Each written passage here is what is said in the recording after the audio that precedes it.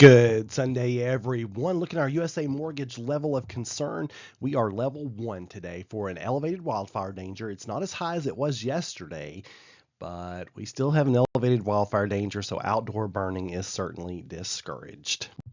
Premier Generators bringing us our threat graphic. I am happy to report that I have reduced all of these threats for Tuesday night. That threat time frame continues to look like 9 p.m. to 3 a.m. Into the night Wednesdays, into the morning Wednesday. So low end tornado threat, and that it seems to be decreasing. A straight line wind threat. Hail threat definitely seems to be decreasing even more. And then the flooding threat not looking that significant at all. So it looks like the severe weather is going to be really bad to our west, like down around Mississippi, even portions of West Tennessee, eastern Arkansas, kind of wanes as it comes over our neck of the woods and then fires back up again over the Carolinas. So it looks like we're going to be in this kind of a sweet spot in the middle where we don't get it as bad if we get anything. So I'll continue to keep a very close eye on it. If we can get surface moisture to increase, it looks like we're going to have kind of dry air in place. It's not too dry. It's dry enough to support some thunderstorms. But if the air could have had time to have gotten a little bit more moist, we would have had a lot more to be concerned about. But if that were to change, if it does look like we get more moist, more humid, you know how it feels when we're going to have severe weather, that humid feel to the air. If that looks like that's going to increase more than what we're thinking right now, then our threats will go back up. But right now, I'm feeling pretty good about this. Clearview Closet and Blind brings our 5-day forecast, and today and tomorrow looking fine. We're in the low 40s today, so it's a little chilly, but we don't have much wind at all, so that's going to make a big difference. Monday, we get in the mid 50s and just a little bit of a south breeze. And then Tuesday, we should be precipitation free through the daylight hours, but it is going to be windy. Now, I think those winds are going to be impactful. We could see wind gusts to 45 miles per hour by, let's say, later in the afternoon into the early evening hours. That will lead to sporadic power outages across the plateau. We'll see some issues. Driving a high profile vehicle will be quite the challenge. I think we're going to see some issues. I think the bigger impact from this storm system is going to be the southerly winds ahead of it. That, like I said, could gust at 45 miles per hour across portions of the plateau.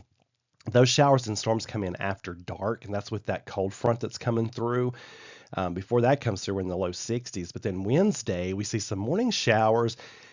It's going to be continued windy, but now the winds are out of the west, kind of tilting more toward the northwest, gusting to 35 miles per hour. What a difference. That 57 will occur in the morning, then will fall. Morning showers possible. Then we see another system kind of rotate through Wednesday evening into the overnight hours of Thursday and into Thursday morning. And that looks to be the wintry type. So, hey, it's March. Anything can happen. And I think we're going to see some snow showers and snow flurries. Could even see some light accumulation, especially on the colder surfaces. So I'll watch that very closely. That's northwest winds on Thursday, gusting to 30. So enjoy the calmer winds today and tomorrow because, my goodness, we are turning on the wind machine later Monday night all the way through Thursday. So goodness gracious, the winds of March are certainly going to be showing themselves this week.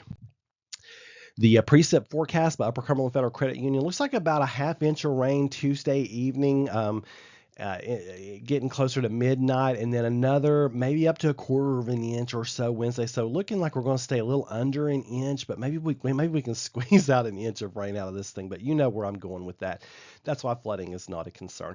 That trace of precipitation Thursday morning could be in the form of snowflakes. Weichert Realtors bring us our calendar outlook, and after we get past this coming week, looking like the middle of the next week, around the 12th. Could get more active once again. And on this day in weather history, brought to us by Bramblebrook Boutique. 1980, we had 4 inches of snow fall in Crossville. 1981, the discovery of minor planet 5020 Asimov, named after sci-fi writer Isaac Asimov. You folks have a wonderful Sunday. I have more graphics in the blog. We're looking for the snow day forecast, keeping an eye on Thursday of next week.